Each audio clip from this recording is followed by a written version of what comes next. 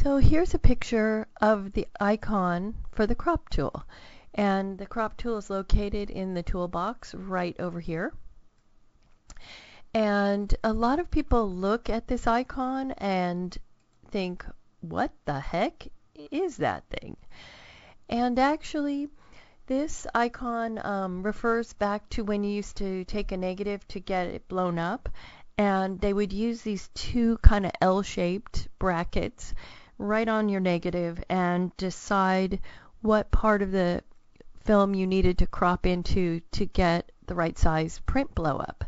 And so this tool actually directly relates to that process.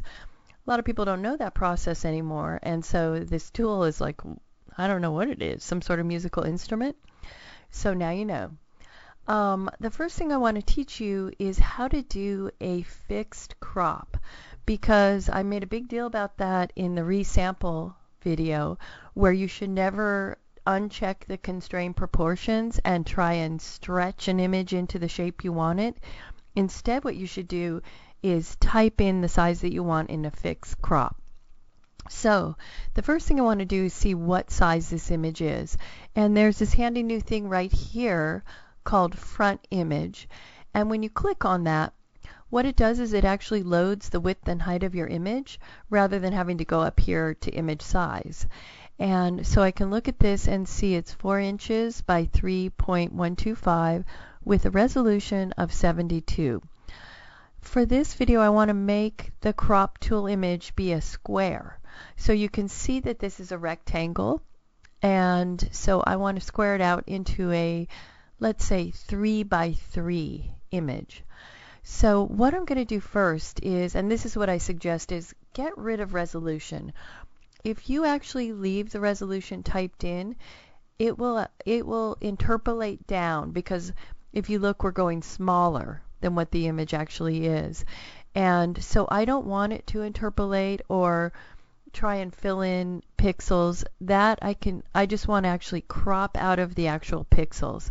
To interpolate, it's better to do that through image size and resampling. So here I'm just going to type in 3 inches by exactly 3 inches. And then when I pull the crop, so I click and I drag the crop tool across, and you can see that it forced me into a perfect square. No matter what I do, even if I make it teeny tiny, it's still going to be a perfect square. So because I typed those numbers in, it keeps me in that aspect ratio. You'll also notice this gray space around here, darker. This is called the shield that tells you what you're cropping out. By default, it's at 75%. I always think that's too dark. I'm going to lower it, well, not something like 35, so you could see it on the video. Because I really kind of want to see what I'm cropping out. And now I'm going to pull this so that I have a perfect square, and I'm pulling from these little anchor points in the corners.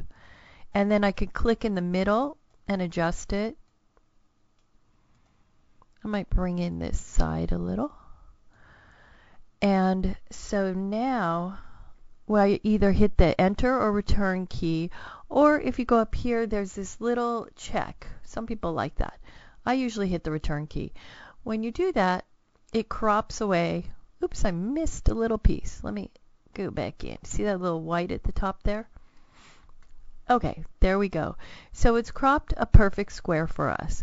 And when I hit front image again, you could see that it's 3 by 3, and my resolution has gone down a bit, because, which is 62.333, because I did crop some of the pixel dimensions away. But I didn't resample. I could do that later.